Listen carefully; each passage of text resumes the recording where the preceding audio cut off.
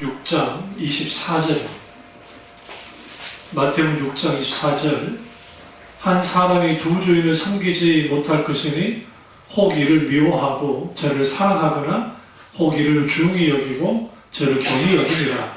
너희가 하나님과 재물을 겸하여 섬기지 못하느니라. 아멘.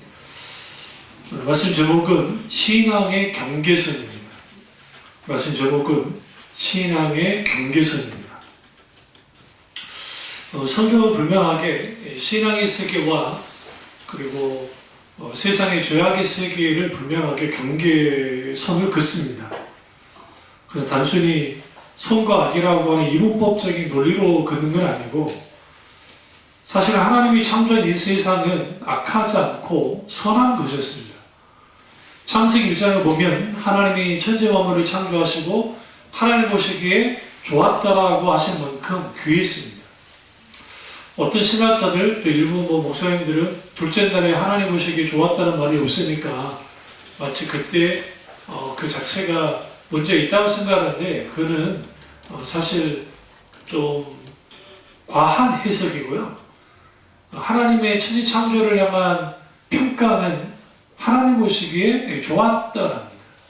이 좋았다라는 이 토라고 하는 이 단어는 좋다라는 의미도 있지만 또 다른 의미 속에는 착함 혹은 선함이라는 의미도 있습니다.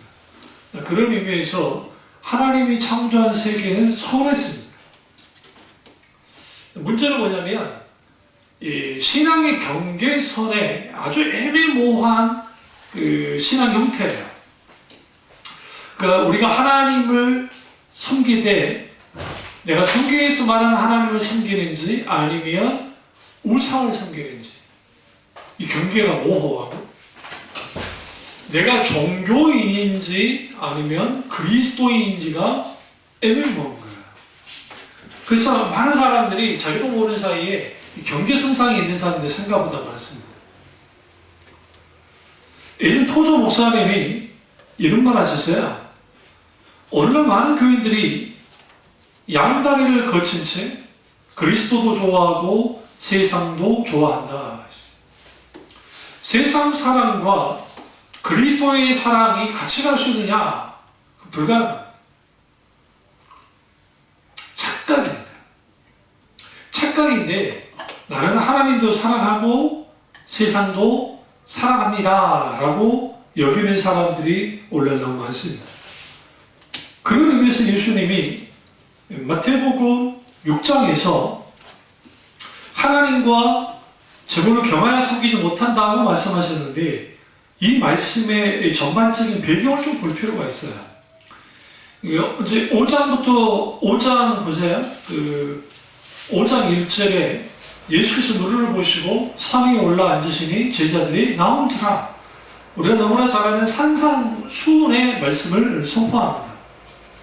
여기서 하나님 나라 백성이 정체성에 대해서 쭉 설교하시다가 6장 가보시면 6장에 우리 너무 잘 아는, 그러니까 5장의 주요 핵심이 팔복이라고 한다면 6장의 핵심된 말씀은 월식하는 기도하지 말고 주님이 제자들에게 기도를 가르쳐 주십니다. 그게 6장 9절부터 쭉 나와요.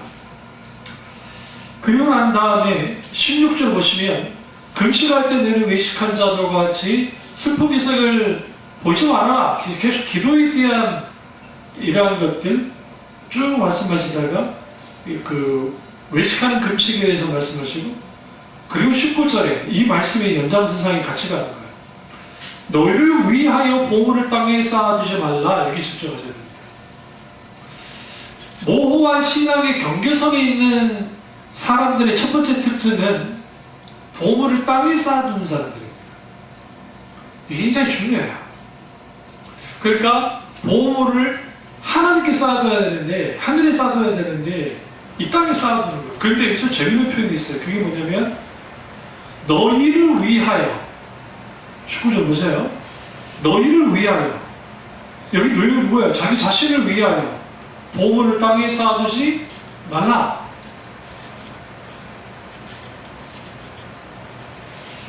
이 말씀을 딱 잡으세요. 딱 잡아두시고 창세기 가겠습니다. 창세기 11장 가보시면 4절 또 말하되 자 성읍과 탑을 건설하여 그 탑 꼭대기를 하늘에 닿게 하여 우리의 뭐를 내고? 이름을 내고. 여기서 우리의 이름을 낸다라는 게 뭘까요? 하나님의 이름이 아니라 내 이름을 낸다는 것은 내가 이제 창조주 같은 존재가 되겠다는 거 아니에요. 그러면 바벨 성과 바벨 탑은 누구를 위해서 만든 거야? 자기를 위해서. 이걸 자기 사랑, 세상 사랑인데 핵심은 뭐냐면 아담과 하와가 타락했을 때 하나님처럼 되고자 하는 그러한 마음들. 선악과 왜 따먹었어요? 나 위해서 따먹었어요. 잘 생각하세요? 잘 들으세요? 아니 아담과 하와가 선악과 왜 따먹었어요? 본인들 위해서 따먹었어요. 왜요? 자기들 생각해보니까 하나님은 자기들에 비해서 대단한 분인 거거든요. 그런데 선악과 따먹으면 사탄이 그러잖아요. 뱀쪽이 들어가서 너 하나님처럼 될 거야. 그러니까 자기를 위해서 선악과를 따먹었어요. 인간이 자기 자신을 위해서 하는 모든 행동들, 사실 그러한 것들이 하나님을 대적하는 방향으로 거의 대부분 다 갑니다. 사실 이게 탐심과 이기심이 같이 가요. 그런 의미에서 경계선상에 있는 그러니까 신앙의 경계선에 있는 사람들의 특징들은 항상 미련을 둬요. 뭐 미련을 두냐면 롯의 처처럼 지금 하나님의 유황 뿔이 막 떨어지는데도 자기가 가지고 있던 금은보화가 생각이 나서 살던 집이 생각이 나서 자기가 가지고 있던 물질이 생각이 나서 뒤를 돌아보고 거기에서 하나님의 저주를 받아서 소금기둥이 되어버립니다. 이게 경계선상에 있는 교육이에요. 경계선상에 있는 사람들의 특징이에요. 지금 내 몸은 하나님의 강하게 천사들을 통해서 강하게 압박하시니까 내가 뛰쳐나오기는 했지만 내 마음은 여전히 어디에 있어요? 세상에. 어디에 있어요? 내 물질에. 어디에 있어요? 세상 즐거움에 돋단 말이야. 그 뒤를 돌아보는 거예요. 성경은 허용해 안 해요? 허용 안 한다는 거예요. 뒤돌아보지 말라 했잖아요. 뒤돌아보지 말라는데 뒤돌아봤습니다. 그리고 손기둥이 되어버리는, 멸망당해버리는, 이게 신앙의 경계선에 있는 사람들이 이 주기적으로 일어난 일들이에요. 이게.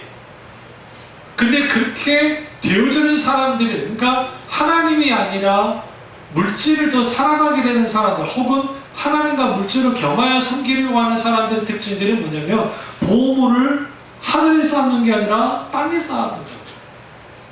누구를 위해서? 나를 위해서. 잘 들으세요? 신앙생활도 나를 위해서 하면 어떤 함정에 빠지냐면 초신자일 때, 이제 예수님 처음 믿을 때 나를 위해서 신앙생활 하는 건 당연한 거예요. 어떤 면에서. 왜? 처음부터 내가 하나님의 영광을 위해서 신앙생활 한다고 하는 사람도 없으니까. 아니 내가 자식을 키웠는데 어릴 때는 나를 위해서 막 하잖아요. 아니 근데 성인이 됐는데 부모 뭐 쳐다보지도 않고 자기만 살아가면 그게 자식입니까? 아니잖아요. 오늘날 너무나 많은 경우에 하나님을 사랑한다고 하지만 여전히 세상도 사랑하는, 물질로 사랑하는 사람들이 많습니다. 그 토저 목사의 말씀처럼 한 다리는 하나님 편에, 한 다리는 세상 편에 두고 왔다 갔다 하는 그 경계선상에 있는 이러한 사람들이 있단 말이에요. 근데 그들의 특징이 뭐라고요? 자기를 위해서 첫 번째, 두 번째 보물을 어디다 쌓아요? 이 땅에 쌓아두는 거예요. 그럼 예수님 뭐라고 경고합니까? 19절 딱 보세요. 거기는 종과 동록이 해하며, 첫 번째, 두 번째 도둑이 구멍을 뚫고 도둑질 아니라. 종과 동록, 이거는 뭐 보험 비단을 아무리 놔도 뭐 할 거예요. 만약에 비단이 우리 집에 있다, 집에 놔뒀다 할지라도 거기에 곰팡이 쓸고 막 그래버리면 뭐합니까? 아주 쓸모 없어지죠. 그러니까 여러분 이제 이런 착각들에 그 팀 케리 목사님 글들을 오늘 아티클을 제가 좀 계속 보고 이제 내려왔는데 오전에 보고 그다음에 이제 오후에 좀 피곤해서 좀 쉬었다가 그다음에 이제 오후에 좀 더 이제 메시지를 만주면서 쭉 글을 좀 봤어요. 근데 그거예요. 우리가 그러니까 우상 숭배는 뭐냐 도대체? 그러니까 우상 숭배가 뭘까? 죄를 단순히 윤리 도덕적인 기준에서 벗어나는 게 죄인가? 세상 그렇게 볼지 모르지만 성경 기준은 완전히 달라요. 이건 이제 다음에 차후에 제가 말씀드리려고 하고, 중요한 건 뭐냐면 우리가 우상 숭배한다 할 때 그 우상 숭배라는 게 단순히 우리는 그냥 진짜 우상한테 절을 하거나 제사를 하거나 그게 우상 숭배, 그렇다면 우상 숭배죠. 근데 성경에서 말하는 우상 숭배는 하나님을 대체하는 거예요. 대체하는데 이거예요. 내가 이게 있으면 내가 행복해질 것 같아요. 내가 그 글에 정말 충격을 받았어요. 내가 이게 있으면 다 될 것 같아. 그게 우상이라는 거예요. 하나님 외에. 그러니까 내가 좀 건강하면 될 것 같아. 그러니까 건강이 되게 우상이 되는 거예요. 나 물질이 좀 있으면 더 될 것 같아.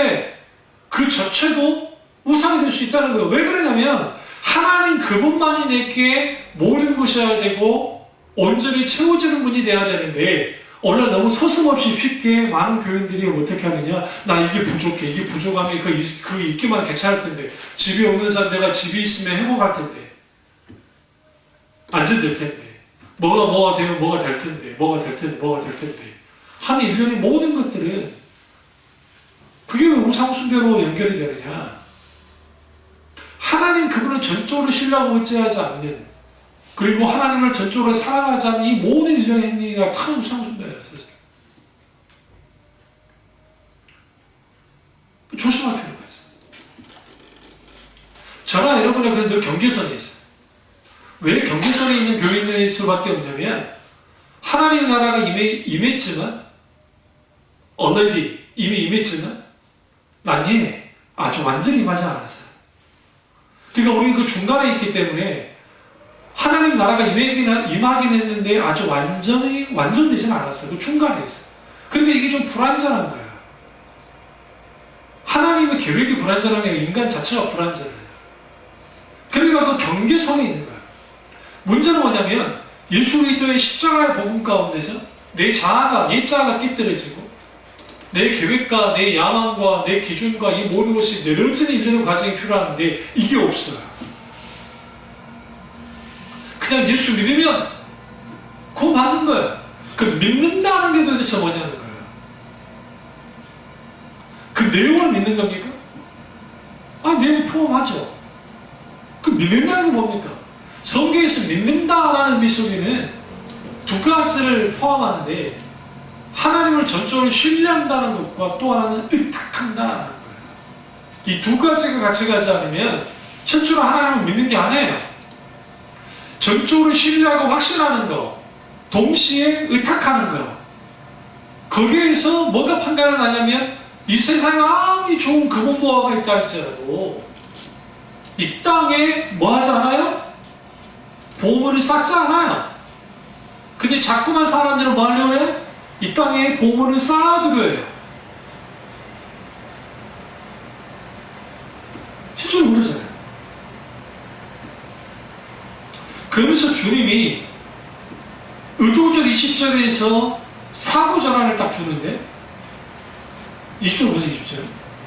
오직 너를 위하여 저랑 같이 호흡하면서 설교 들으셔야 돼요. 제가 이 말씀을 말하면 그때 같이 보면서 그래야 여러분이 설교를 들을 때 깊이 듣고 그 말씀이 이렇게 들어와요. 멍하니 있으시면 안 돼요. 오직 너를 위하여 보물을 하늘에 쌓아두라. 거기는 조음이나 동력이 하지 못하며 도둑의 구멍을 뚫지 못하고 도둑질도 못하느니라. 이 두 말씀이 똑같아요. 딱 하나만 달라요. 뭐가 달라요? 보물을 한쪽은 땅에 쌓아두고 한쪽은 하늘에 쌓아두는 거예요. 근데 여기서 독특한 단어 하나가 더 들어가 있죠. 오직이라는 단어예요. 20절 오직. 오직이라는 표현이 무슨 표현이에요? 당연히 하늘에 쌓아 이거는 땅에 쌓아둘지 하늘에 쌓아둘지 왔다 갔다 해라는 말이 아니에요. 당연히 어디에 쌓아두라는 거예요? 하늘에 쌓아두라는 거예요. 하늘은 뭡니까? 하나님에 계신 천국. 혹은 하나님의 가치, 그러니까 하나님이 인정하시는 가치, 그런 가치들을 쌓아두는 거예요. 하나님께. 그래서 21절에 내 보물이 있는 곳에는 뭐도 있느니라? 내 마음도 있느니라. 이 표현이 왜 중요하냐면요, 내가 보물로 여기는 곳에 내 마음도 거기로 가는 거예요. 돈에 미쳐있는 사람들은 일본 1초가 다 돈으로 보인다잖아요. 네, 그 시간을 쪼개서는 돈을 벌어야 되기 때문에. 내가 보물로 여기고 있는 거, 그분이 하나님이라고 한다면 우리가 드리는 이 예배 시간이 아주 소중할 겁니다. 내게 있어서 진정한 보물은 어떤 겁니까? 속으로 한번 생각해보세요. 여러분의 보물은 누굽니까? 자식입니까? 아니면 물질입니까? 아니면 성공입니까? 아니면 어떤 겁니까? 예수님은 그걸 말씀하시는 거예요. 이 땅에 소망을 두지 말고 하늘에 소망을 두고 살아라. 이 땅에 보물을 쌓지 말고 너를 위해서, 차라리 너희 자신을 위해서 하늘에 보물을 쌓아둬라. 근데 그거 아니야. 너희들이 보물로 여기는 것들, 그 보물을 여기는 그곳에 네 마음도 있는 거예요. 하나님 나라의 가치를 가지면 살아가라고 주님 말씀하고 있는 거예요. 근데 소위 세상에서 말하는 성공한 목사님들, 큰 교회에 목회하면 왜 자식들한테 다 물려줄까요? 하늘에 쌓아두는 겁니까? 그렇지 않아요. 보물에서 땅에 쌓아두는 거예요. 천년 만년 자기 자식들, 자기 손주의 손주 그들이 다 이 교회를 해먹기를 원하는 거예요. 마치 봉고 왕들이 왕위를 누구에게 하는 것처럼 아들에게 계속 주는 것처럼. 말은 하나님께 영광이라는 거예요. 아주 심각합니다. 그러니까 경계선상이 있으니까 목사님들도 실수할 수 있어요. 실패할 수 있어요. 제가 오늘 내려오기 전에 어떤 글을 하나 봤는데, 종교는 필요한가 필요하지 않는가라는 사파를 한 어떤 글이 결국 이 책 소개였는데요. 그 참선이라는 책인데 20년 이상을 불교에 있었지만 그 불교를 수련했던 분인데 스님이 되진 않았어요. 이분이요. 스님이 되진 않았고 어떻게 참선을 통해서 인간이 갖고 있는 그 내가 왜 살아야 되고 어떻게 살 것인가 근원적인 질문에 대해 해답을 얻고 또 스트레스나 힘들고 어려운 상황을 참선 어떻게 이겨나가고 인간다운 삶을 살 것인가라는 그런 것들이에요. 그래서 거기에 기독교, 불교, 뭐 이제 마음의 이슬람, 그런 사파도 그러면서 하는 거죠. 그러면서 거기에서 소위 신에게 탁하는 거, 그러니까 어떤 힘들고 어려운 것들을 부처님 도와주십시오, 하나님 도와주십시오, 이거 아주 어리석은 거라는 거죠. 참선을 통해서 네 스스로가 인생 살아가라 라고 하는 일종의 인본주의인 거죠. 그리고 종교가 하는 일은 딱 하나, 자아성취. 그 사람 그럴 수밖에 없어요. 자아성취. 오늘날 기독교인들 중에 자아성취적인 자기 자아를 성취하기 위해서 교회 다니는 사람 생각보다 많아요. 그래서 종교인이라는 거예요. 경계선상에 있으면 뭐가 진리인지 진리가 아닌지를 몰라요. 분별력이 없기 때문에. 그리고 경계선상에 있게 되어지면 내가 하나님의 말씀에 귀를 기울이기보다는 사람의 말에 귀를 기울이고 환경의 어떤 상황 그렇게 따라가요. 그렇기 때문에 우리는 뭐 해야 되냐면 여기 보시면 이 경계선상에 있는 사람들은 자기를 위해서 보물을 땅에 쌓아두는 사람이고 두 번째는 영적인 안목이 가려져 있는 사람들이에요. 그래서 22절에 눈은 몸의 등불이니 걸음으로 내는 눈이 성하며 오마 밟고. 왜 갑자기? 좀 이상하지 않으세요? 보물을 땅에, 그러니까 내 보물인 것에 내 마음도 있는 이라고 다 갑자기 주님이 눈에 대한 말을 하는 거예요. 보는 것에 대해서. 경계선상에 있는 교인, 그러니까 경계선상에 있는 사람들의 특징들은, 신앙의 경계선상에 있는 사람들은 이 땅에 자기를 위해서 신앙생활 하는 거야. 자기를 위해서 하나님도 필요하고, 자기를 위해서 모든 게 필요한 게 천국도 필요한 거예요. 그리고 궁극적으로 일하는 것들이 결국은 이 땅에 보물을 쌓는 자들이고, 또 하나 그들의 영적인 안목이 가려져 있다는 거예요. 영적인 안목이 가려져 있으니까 영적으로 분별할 수가 없어요. 그러니까 이게 흐릿한 거야. 아주 혼란스러워요. 뭐가 진리인지 아닌지 그건 2차적으로 놔두고 하나님의 기준이 뭔지도 저도 몰라요. 그러니까 어떤 그 소위 말하는 자기에게 이익이 된다고 한다면, 뭔가 자기에게 그 뭔가 그 손해가 나지 않고 도움이 된다고 한다면, 과감하게 일들을 추진하든지, 아니면 또 소위 기독교인 하면서 다른 사람을 뒤통수를 친다든지, 막 그런 일을 저지르는 거예요. 그럼 왜 그러느냐? 하나님의 평가보다는 사람 평가가 중요하고, 당장에 내가 이익되는 게 중요하기 때문에 하나님의 기준은 온당한 데 없어요.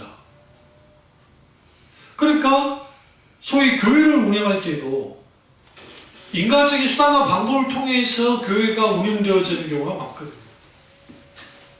직분자를 세울 때도 이 사람이, 목사님이 딱 보기에 이 사람이 장로님감이고, 그리고 안수사감이면 그럴 수 있다고 생각해요. 우리 교인들의 투표를 통해서, 공동의 투표를 통해서 세우면 되는데, 딱 봐도 깜은 아닌데 이 사람이 나한테 충성봉사를 한단 말이에요. 그럼 교인의 분위기를 보니까 대편에 설 장로님이나 안수사는 그게 많지 않아요. 그러니까 그러면 인간적으로 이 사람이 세워서 내 편되게 해야 되겠다라고 하면서 직분자 세운 경우가 너무 많고, 또 하나는 교회 재정이 헌금 나올 때가 없어요. 특별하게. 과거의 교회들처럼 헌금을 그렇게 열심히 하는 교회들이 아니고, 오늘날에 너무나 많은 교회들이. 그러니까 그 헌금을 나오게 할 수 있는 방법은 직분자를 세우는 거고, 그 직분자를 세워서 교회에 헌금하게 하고 그 재정을 통해서 뭔가 해보려고 하는 생각들을 갖는 거예요. 당연히 누구를 세우겠어요? 그리고 경제적인 여유가 좀 있는 사람들에게 직분을 주려 하고, 그러니까 소위 N교회, 그 문제 많은 그 교회, 아들한테 편법을 물려준 그 통합적 교회, 거기에서 권사님 하는데 300만 원 달라 했네? 300, 500인가 달라고, 응? 말은 감사한금을 하지만 얼마나 황당했으면 그걸 녹취를 했겠어요. 부목사 전한 거를. 권사님, 직분을 왜 상으로 받으려 하십니까? 이렇게 입을 닦으실 겁니까? 그럼 그 부목사가 왜 전화했겠어요? 여러분 생각할 때 그 부목사가 혼자 생각이 안 있다고 생각하십니까? 그 교회 분위기가 그 담임 목사부터 시작해서 지금 원로 목사 됐겠지만 그분부터 시작해서 그런 거예요. 그게 당연하게 된다는 거예요. 그게 복이다는 거지. 일종의 중세시대 때 주교가 되고 대주교할 때 뇌물 줘가지고 막 그렇게 됐거든. 아비뇽의 원래는 이탈리아 로마에서 계속 주교가 교황이 나오다가 프랑스가 이탈리아에 정복을 해버려요. 그래서 아비뇽이라는 곳으로 교황처럼 옮겨버려요. 그걸 이제 아비뇽이 유수라고 하는데, 그때 교황이 몇 명인 줄 아세요? 나도 교황, 니도 교황에서 4명이 교황일 때가 있었어요. 뇌물을 써가면서 별짓을 다 했어요. 성직을 주고 팔고. 왜? 그 시대의 신보의 힘이라는 게 한 나라의 시장 군수 못지않아요. 권력을 행사할 수 있는 아주 그럼 왜 그런 것에 대한 영적인 분별력이 있으면 그 분별을 할 텐데 왜 분별이 안 될까요? 이게 단순히 윤리도덕을 말하는 게 아니에요. 그럼 뭐 돈 받다 안 받다 뭐 세상 기준에서 말하는 게 아니라 하나님의 기준에서 봤습니다. 말도 안 되는 거죠. 근데 그 분별력이 없어요. 왠지 아세요? 내 이익만 되면 돼요. 이게 굉장히 중요해요. 나한테 이익만 되면 무슨 일을 저질러도 상관없어. 그거. 나와 관계없으니까. 그러니까 영적인 안목이 가려져 있기 때문에 안 보여요. 그 예수님이 이 말을 하잖아요. 눈이 상하면 온몸이 밝을 거고 눈이 나쁘면 온몸이 어두울 거다. 이게 무슨 말이에요? 실제로 눈이 어둡고 하면 아주 불편하고 힘들잖아요. 영적으로 그렇게 돼 있어요. 그러니까 경계선상에 있는 그 사람들은, 신앙의 경계선상에 있는 사람들은 이게 애매모호해가지고 언제 하나님 편에 서고 언제 누구 편에. 왜 예전에 우리 그 한국전쟁 때 그런 가슴 아픈 사연들이 있어요. 예전에 그 교육받지 못한 할아버지 할머니들 아예 정말 한글도 모르고 하는 분들이 많았잖아요. 북한놈들이 쳐들어왔다 해가지고 막 쳐들어왔어요. 그러니까 인공기를 들어 막 흔들었어요. 응? 그런 줄 알았습니다. 그러다 또 지나가지고 또 뭐 누가 왔다 어떻게 됐다더라 하는데 이분이 인공기가 먼저 태극기인지 뭔지 알아? 북군이 밀고 올라왔는데 인공기를 흔드는데 빨갱이라고 잡아다 죽여버리고 그 반대교거든. 반대교. 태극기 들고 나와가지고 하다가 그렇게 되는 거예요. 이스라엘도 있었어요. 이스라엘 6.1 전쟁 때 그 요르단에 있는 그쪽 지역 사람들이 막 전쟁에 붙었는데 막 군인들이 와. 그 사람들 아랍 국기하고 막 와갖고 막 총을 하늘에 서면서 막 좋아했어. 탱크가 막 오는데 딱 가까이 얼어붙었어요. 얼어붙은 줄 아세요? 이스라엘 국기 입고 이스라엘 군인들이 온 거예요. 왜 그럼 그 사람 와서 그렇게 했느냐? 이렇게 빨리 올 리는 없는데 어떻게 세상에 여기를 정복이 들어오는 건지. 얼굴이 하얘져가지고 이스라엘 군인들이 무장하고 있는 사람들 다 잡아다가 그 무장해서 시키고. 그게 무슨 말이냐면 우리가 신앙사람에서 이게 하나님 편인지 세상 편인지 사탄 편인지 모르는 상황에 딱 빠져요. 이게 완전히 쇼를 하는 거예요. 그러니까 일종의 코미디를 하는 거예요. 내가 하나님 편에 서야 때 사탄 편에 서고 사탄 편에 나설 때 또 오히려 또 하나님 편에 서야 돼요. 이상한 일들이 교회 안에 벌어진단 말이에요.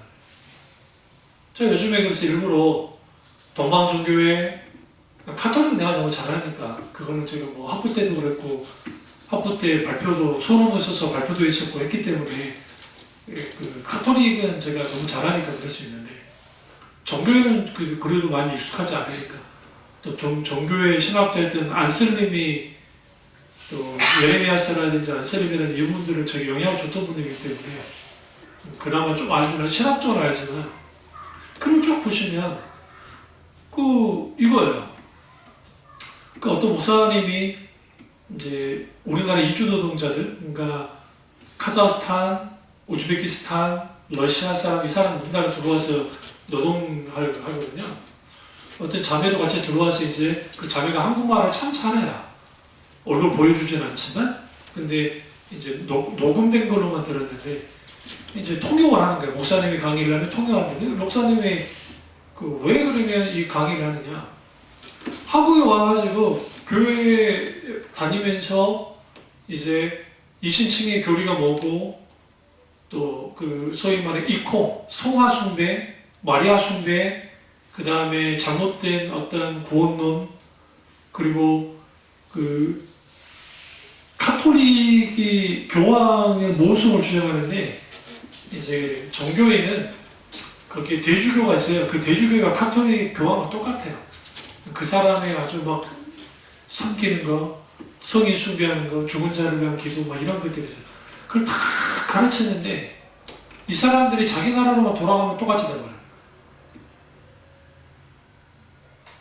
똑같이 돼버려요.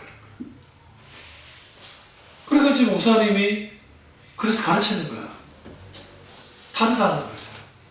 뭐가 다른지 분명하게 다른 것에 대해서 계속 가르쳐요. 근데 왜 돌아가는 줄 아세요? 그들이 정말 주님을 만났으면 한국에서 입교시설 하나님을 믿고 그리고 신앙의 기준을 확고히 세워지면 영적인 눈이 열리면 그렇게 돌아가진 않을 거예요. 너무 쉽게 돌아가 버려요. 왜 그렇게 쉽게 돌아가 버릴까? 왜? 그래서 계속 목사님이 설교를 하시면서 그래 돌아가면 안 됩니다. 예전으로 돌아가면 안 됩니다. 계속 강조해요. 경계선상 있는 사람들은 반짝 은혜 받잖아요. 하나님 은혜를만 반짝 받았어. 좀 변화될 것 같아. 돌아가요. 쉽게 돌아가요. 안 변하는 거예요. 안 변해요. 제가 예전에 그래서 설교할 때 그랬잖아요. 그리스도인이란 누군가 도대체 하나님께 항복한 자들이에요.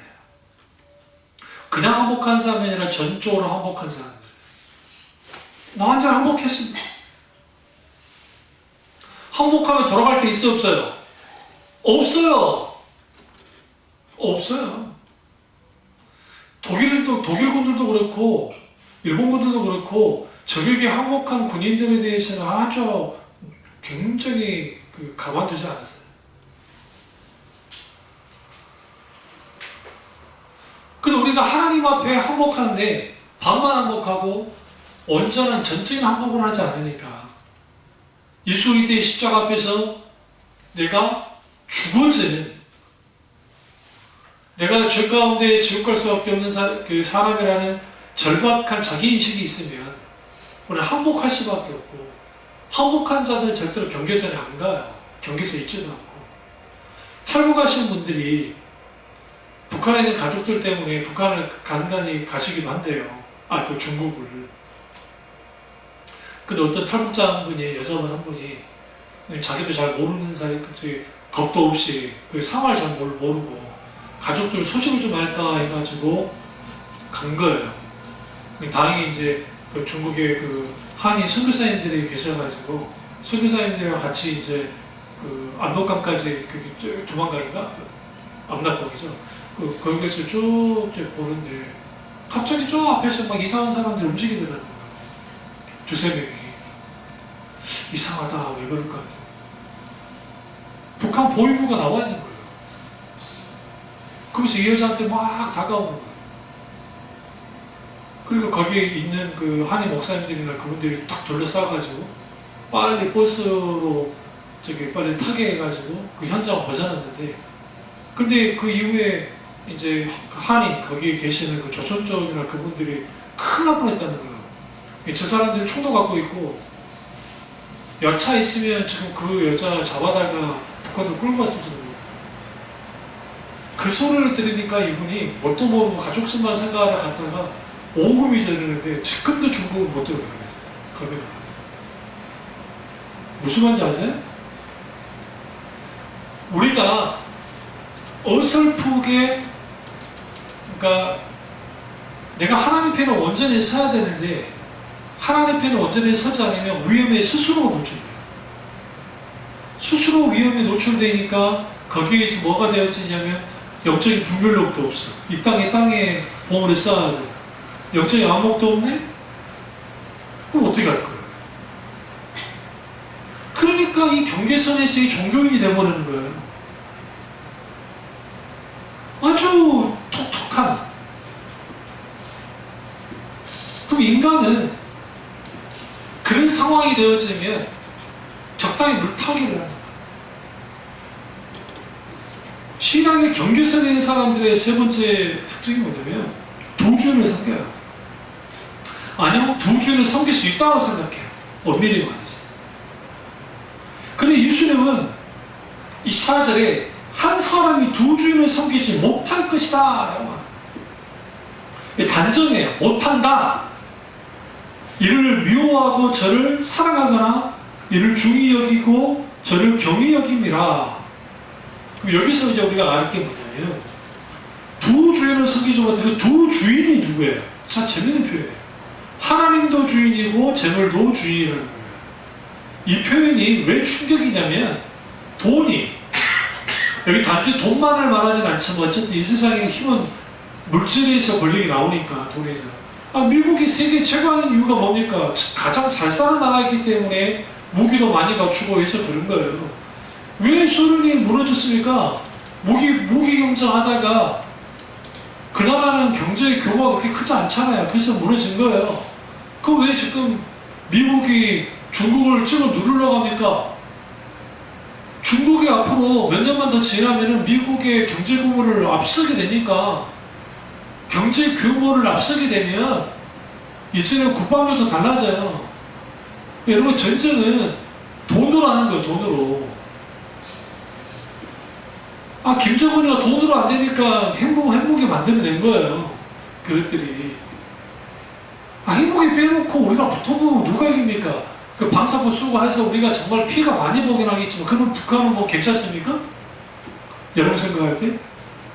지금도 북한에 있는 그 살아있는 사람, 6.25 전쟁을 겪었던 사람들이 뭐라고 하냐면 미국의 그 B2 폭격기라든지 폭격기가 얼마나 있는지 늘 지진이 있던 것 같은데, 지진. 무슨 말인지 아시죠? 지진. 땅이 이렇게 흔들리는 게.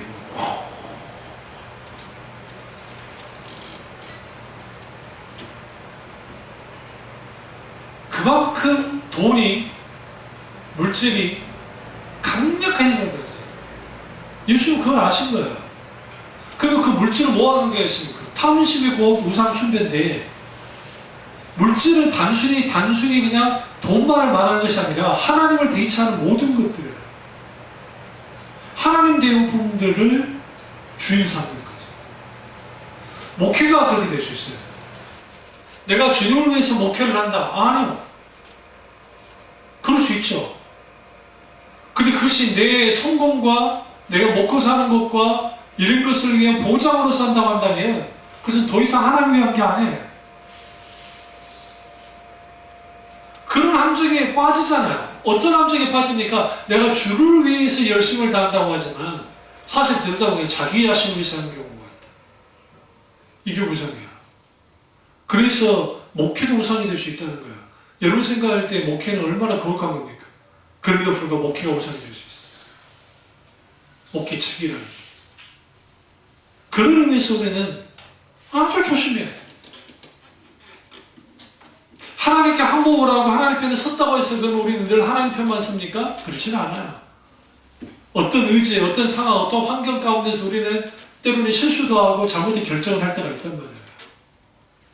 그때 빨리 하나님께 돌이켜서 회개하고 돌이켜야 돼요. 그러면 여기서 우리가 주님이 하나님과 재물을 겸하여 섬기지 못한다 하면서 주님이 세기를 받는 말씀하셨는데 그게 뭐냐면 25절에 보세요.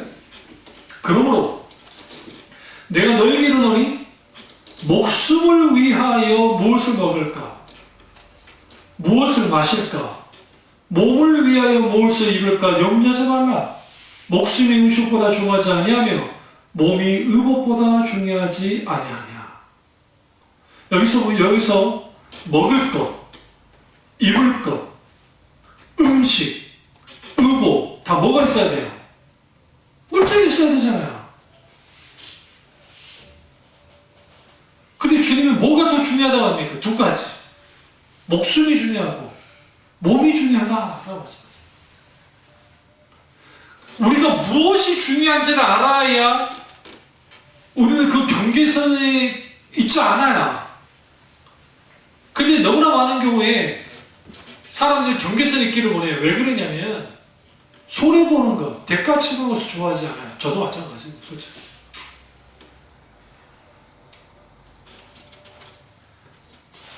가데스 바네아에서 광야 이스라엘 백성들이 출애굽 이스라엘 백성들이 가나안 땅에 들어가느냐 마느냐는 논쟁이 벌어졌잖아요. 10명의 정탐꾼과 2명의 정탐꾼의 보고 속에서.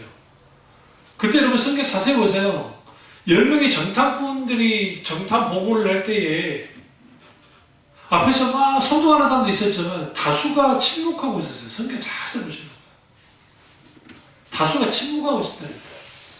그 침묵은 뭐냐면 가나안 땅에 들어가고 싶은 마음 50%, 다시 이집트로 애굽으로 돌아가고 싶은 마음 50%. 그러니까 이러지도 못하고 저러지도 못하는 애매모호한 상태에 있었어요. 근데 성경은 뭐라 합니까? 하나님이 그들을 향해서 엄청나게 진노하셨어요. 그러니까 공격적으로 하나님을 대적하는 자들도 문제였지만 이것도 아니고 저것도 아니고 애매모호한 위치 속에 있는 사람들, 그리고 자기들은 내가 이렇게 하지 않았으니까 괜찮겠지, 아니에요. 그 자체가 하나님을 향한 대적이 있어요. 우리 여기서 어떤 교훈을 얻냐면 신앙에는 회색지대가 없어요. 신앙에는 중간지대도 없어요. 진짜요. 근데 신앙에는 회색지대와 중간지대가 있을 거라고 생각하는 거예요. 그러니까 좀 더 말씀대로 가려고 하면 야, 그렇게 믿는 것은 너무 보수적이고 너무 더 근본주의적인 것이고 너무 그거는 아닌 거야. 적당히 은혜롭게, 여기서 말하는 은혜는 성경 말하는 은혜가 아니고 적당히 타협하면서 그렇게 해야지. 팀 켈러 목사님의 그 글 아티클 중에 하나님의 정의 문제, 그러니까 하나님의 정의, 그리고 공동체성과 상황이라고 하는 아티클을 좀 읽어봤는데 참 의미가 있는 게, 우리가 교회 할 때 그 교회가 도대체 어떤 그러니까 위치에 있고 어떤 가치를 가지고 나가야 되는 것인가. 제가 이제 10년의 비전 트립을 아마 쭉 주제를 바꿔가면서 계속 해나갈 겁니다. 지금 제가 축적해놓은 메시지를 가지고. 근데 거기서 우리가 보기에 교회는 결국은 주님 말씀대로 빛과 소금의 역할을 감당하는 교회가 되어야 되는데 안 되는 교회, 상황이 따라가기 때문에 이렇게 변해야 돼, 저렇게 변해야 돼, 이렇게 되어만 해. 그 시대에 사도 바울이 로마에게는 로마인에게, 할례자는 할례자에게, 무할례자는 무할례자에게 맞춰서 이걸 컨텍스트라고 하는데, 컨텍스트가 아니라 초점을 같이 맞췄는데, 그걸 오도를 해가지고 세상 기준에 다 맞춰서 세상 그 방법을 다 사용해서 해도 된다고 착각하는 사람들이 있어요. 실제로. 그러니까 로드스 목사님도 마찬가지고, 그분들은 살아계실 때 소위 그 적극적 사고방식의 아주 유명한 로버트 슈러라든지 이런 분들이 자기들 그 교회에서 유명한 가수 초청해가지고 거기서 콘서트를 하는 거예요. 그럼 사람들은 안 되는 사람도 올 거 아니에요. 그래도 돈, 티켓값 받아가면서. 거기서 막 해요. 사람들은 몰려와요. 사람들이 그것에 대하여 크게 막, 그 사람들이 실용주의자니까. 모이는 게 좋은 거니까. 근데 왜 그런 줄 아세요? 그 로드스 목사님이 로버트 슐러 목사를 하는 건 아니지만, 2류 배우들, 3류 배우들을 초청해서 교회에서 간증을 시킨다고 우리나라 학원인들을 똑같이 하고 있어요. 영국 교회 이미 있었다고. 50년 전에. 그들의 간증을 하기 위해서, 그것도 소위 말하는 신앙에 검증되지 않는 유명세에 있는 사람들을 불러다가 간증 아닌 간증을 시켜서 사람들을 모이게 해서 그렇게 했다는 거죠. 결과는 뭡니까? 영국 교회가 죽어버린 거 아닙니까?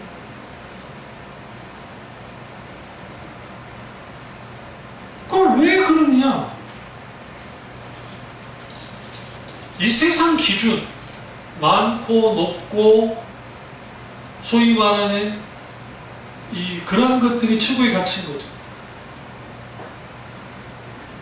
예수님이 몸을 위하여, 목숨을 위하여 무엇을 먹을까, 무엇을 마실까, 무엇을 볼까 염려하지 말아라. 왜 말씀하셨을까요? 앞에 있는 갑자기 하나님과 재물을 겸하여 섬기지 못한다. 25절에 그러므로, 왜 그러므로가 들어갔어요? 앞에 있는 말씀이 연장선상이잖아요. 이 설교를 듣고 있는 사람들은 어떤 사람들이냐면 절대적인 빈곤 상태에 있는 사람들이에요. 오늘 하루하루 내가 겨우겨우 먹고 사는 사람들의, 그들에게 있어서의 물질은 목숨줄이에요.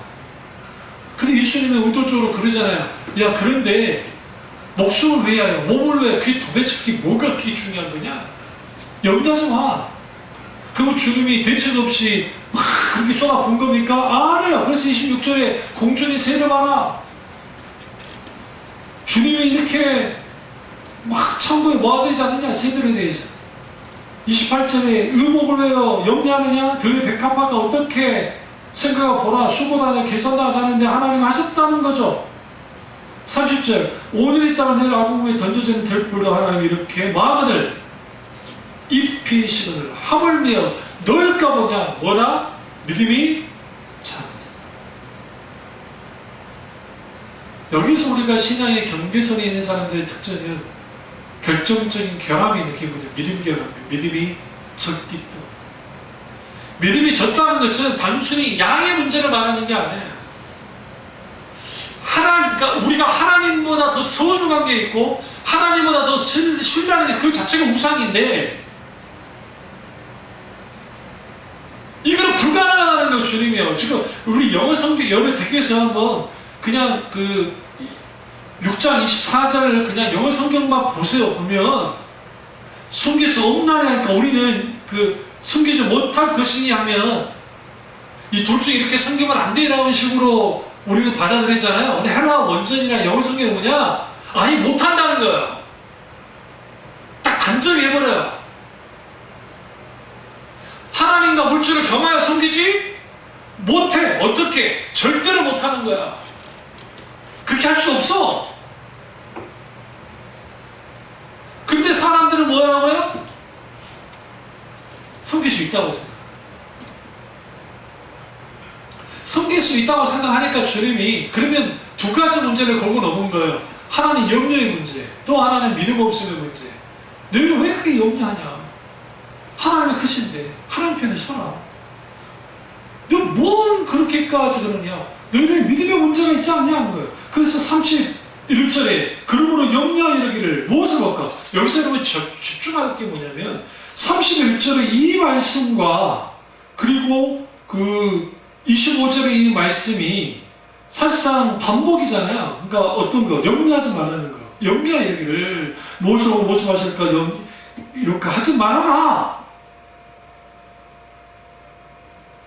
이게 명령인가 동시에 경고문이에요.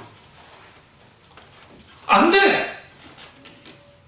그러니까 예수님의 말씀을 듣고 있는 사람들은 너네 이렇게 하고 염려하면 안 되는 것이 그게 아니라 너희의 염려를 중단시켜라는 거예요. 너희가 재물을 주인 섬기는 것을 중단해라 지금. 그게 불가능한 거야. 믿음의 세계 안에는. 그러니까 너희는 뭐 해야 돼? 너 말이지. 하나님만을 바라봐. 그 하나님은 어떻게 해? 길상도 하지 않는 새들을 입히시고 먹이시고 백합화를 입히시고 먹이시고 하는 그런 하나님이잖아요. 들풀도 이렇게 입히셨는데 하물며 너희일까 보냐? 너희들 할 것은 경계선에서 떨어져 나와서 주인 되신 하나님 편에 서는 것이다. 이것은 계속적으로 무너지고 있어요. 역사를 초월해서 계속 우리는 경계선에 있다가 하나님 편에 있다가 왔다 갔다 계속. 문제는 뭐냐면 갈짓자인 거예요. 신앙의 갈짓자인 거. 무슨 왔다 갔다 이게 일상이 되는 거예요. 어쨌든 내가 하나님 편에 있다가 어쨌든 세상 편에 있다가 어쨌든 하나님 편에 있다가 어쨌든 세상 편에 있다가 그러니까 어쩌러 온 거예요? 뭐가 뭔지도 모르겠고. 그런 사람들은 잘못된 메시지에 혹해요. 혹한. 그리고 자기 기준에서 어떤 기준? 하나님과 물질을 동시에 섬길 수 있다. 이게 사탄의 소리주인데. 그러면 꺼리낌 없이 하나님 한 발, 세상 한 발에 딱 서버려. 이설교 있죠, 이설교. 이설교를 우리 담임목사님이 담임목사 35년 전에 했던 설교. 지금 제가 하는 설교 말고 하나님 한 발, 세상 한 발. 자, 중학생 때 설교를 듣는데 하나님 한 발, 세상 한 발 있겠습니까? 그 시대의 교육으로 똑같았어요. 하나님 한 발, 세상 한 발, 하나님 한 발, 세상 한 발. 그러지 말라는 거죠. 적어도 35년 전에 한국교회는 회개 메시지가 있었어요. 돌이키고 회개하고 하나님 앞에 회개하라는 거예요. 그게 죄니까. 오늘날 교인들에게 그런 소개 해보세요. 목사님이 몰라도 세상을 너무 몰라. 성경대로 살면 먹고 살 수 있겠어? 아니, 안 되지. 그 목사님이 사회생활 안 해봐서지. 에이, 그래. 목사님이니까 그럴 수 있어. 근데 한 길이 없고 한 길이 흐르면 되지 뭐. 그게 오늘날 교인들 속에 있는 생각인 거 아세요? 너무나 많은 교인들. 그러니까 예수님이 일침을 놓잖아요. 32절에. 이는 다 이방인들이 구하는 것이다. 무엇을 먹을까, 무엇을 마실까, 무엇을 입을까. 여기서 이제 하나님과 우상의 차이가 있는 거예요. 세상 종교는 철저하게 인간이 자기 필요를 위해서 만들어낸 존재들이에요. 하나님 대우품. 근데 이것을 소위 말하는 그리스도인들이 하나님 길들이기를 하는 거예요. 우리 하나님도 이런 대우품이 됐으면 좋겠어. 우상처럼. 그러니까 카톨릭에서 뭘 만들어놨습니까? 소위 말하는 자기들 성인이라는 것들을 만들어놔가지고 자기들한테 병 고쳐주고 재물에 축복을 주고 어디를 만지면 복을 받는다는? 그게 뭐예요? 소위 기독교 신앙을 강하지 않은 우상숭배 아닙니까? 한국 교회는 그런 게 없었나요? 있어요. 어느 교회 특정한 특별 새벽기도 가면 복 받는다는? 문제 해결이 된다는? 어느 특정한 기도원에 가면 그 기도원에는 응답이 있고 은혜의 장소이고 달라진다는? 뭐가 달라요?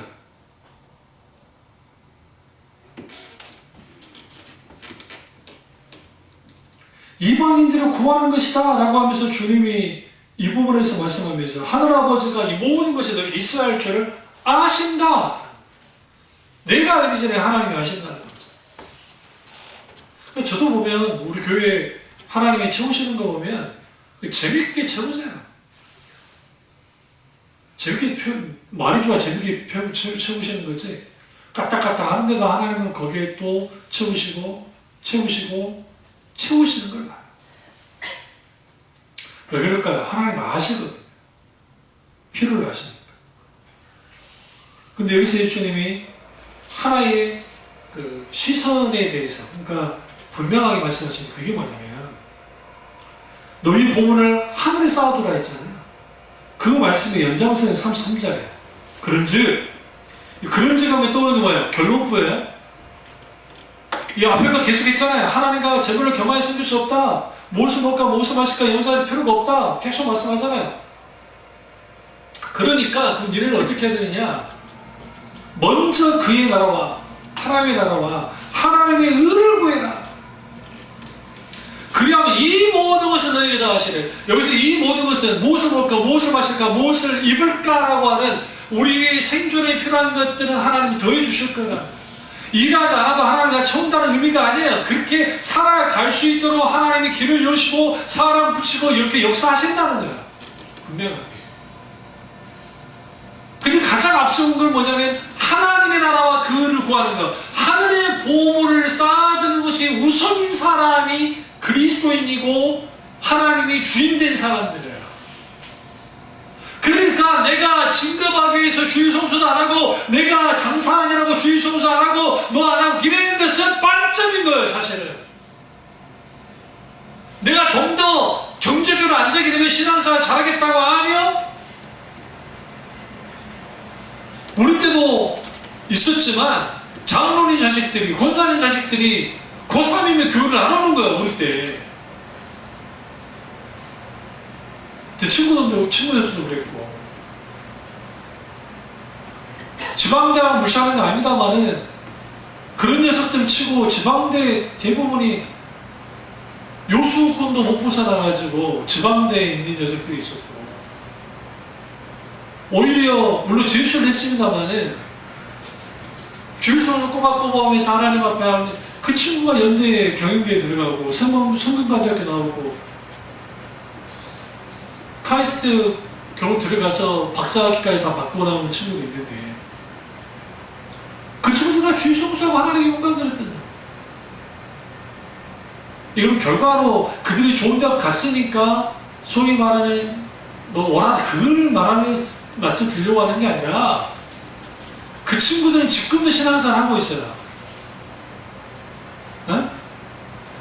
근데 대학 가서 신앙생활 근데 나머지 물론 뭐 한영대학교도 막 있고 있었지만 그 사람은 교회를 안 다녀요.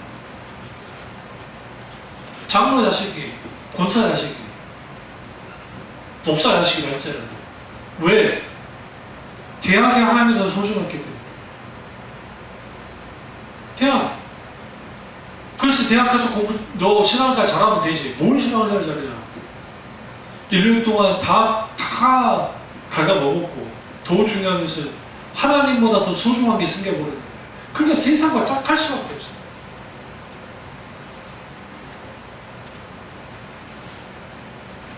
제 애들도 주일날에 무슨 학원 나와라. 제가 못 가겠다. 학원을 왜 가냐? 주일에. 내 자식이 서울대 못 가도 상관없어. 그러니까 거기 주일날 학원 나가가지고 서울대 들어간 것보다 차라리 주일날 하나님께 예배드리고 세상에 말하는 삼위대 가는 게 더 낫다고요.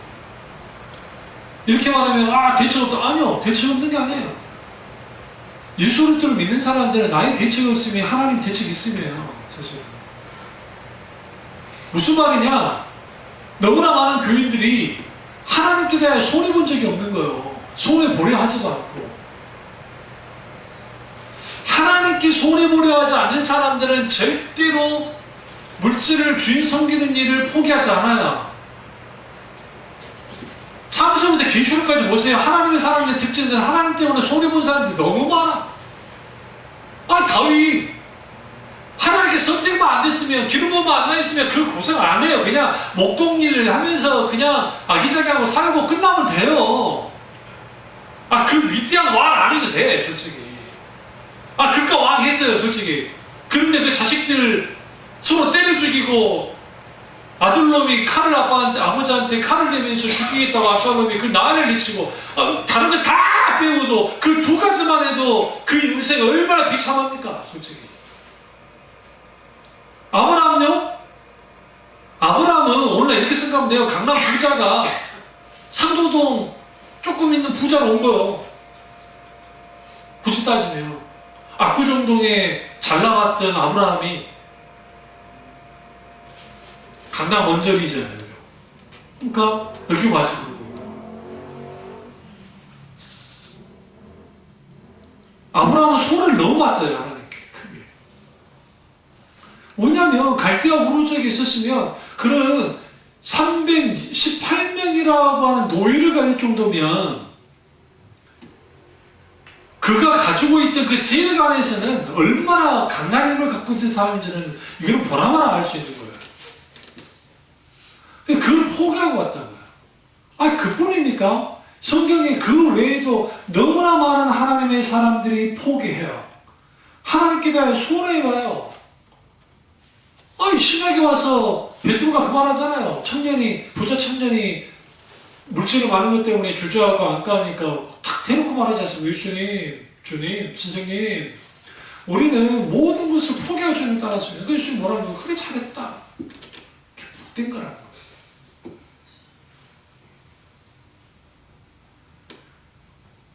종교적인 신앙은 절대로 하나님께 대하여 손해보려 하지 않아요. 겉보기는 손해본 듯 해요. 근데 복 받으려고 내가 이런 종교적인 행위를 통해서 신이 기뻐하겠지. 그런 행동을 할 수 있으면 몰라도 순수하게 정말 주님 그분을 위해서 손해보려 하지 않아요. 그러니까 거기서 일어난 일이 뭐예요? 경계선상에서 하나님과 세상을 겸하여 섬길 뿐만 아니라 세상과 짝해지는 거예요. 세상과 충돌하지 않아요. 그러면서 먼저 그가 그 일을 구하라. 그러면 이 모든 너에게 더하시리라고 하는 주님의 말씀이 있었고 그 유명한 말씀 4절 그러므로 계속 연결이 되는 거예요. 이 말씀이. 그러므로 내일을 위하여 염려하지 말라. 내일 일은 내일 염려할 것이요 한날의 괴로움은 그날로 족하니라. 이게 무슨 말이죠? 내일을 염려할 거란 말은 내일은 우리에게 주어진 날이 아니에요. 가능성의 날일 뿐이지. 내일이라는 게. 내일의 소가 누가야? 주관을. 하나님만이 하세요. 우리가 주관할 수 있는 날이 아니에요. 그러니까 한날 괴로우면 족하다는 게 그러면 오늘 내가 그냥 오늘 고민하며 살아라는 말이니까 그 말이 아니에요. 그게 아니라 염려하지 말아라 하시잖아요. 그러니까 우리가 믿음으로 주님을 의탁함으로 오늘의 문제, 오늘의 걱정, 오늘의 염려 문제는 오늘 종결 져버리자는 거예요. 종결 져버리고 내일까지 끌고 나갈 이유는 없어. 왜? 그 내일은 우리가 아니라 내일은 내일이 감당할 거니까. 그 내일은 내게 주어질지 안 주어질지 모르잖아요. 그래서 한날의 괴로움은 그날로 족하다는 표현이 뭐냐면 그날로 종집을 찍어버리는 거야. 물질로 인한 염려, 건강으로 인한 염려, 기타 염려는요 끊임없이 일어납니다. 그래서 왜 우리가 경계선에서 빨리 벗어나야 되냐면 경계선에서 빨리 벗어나야 뭐 하게 되는 거예요? 이러한 불안정함, 이러한 세상에서 흔들리는 것들, 이것들이 적어지는 거예요. 다음 주에 경계선상에 있는 교인들이 이제 이 본문 가지고 한번 쭉 살펴보도록 하겠습니다. 기도하겠습니다. 기도하실 때 오늘 이 말씀이 나의 말씀이 우리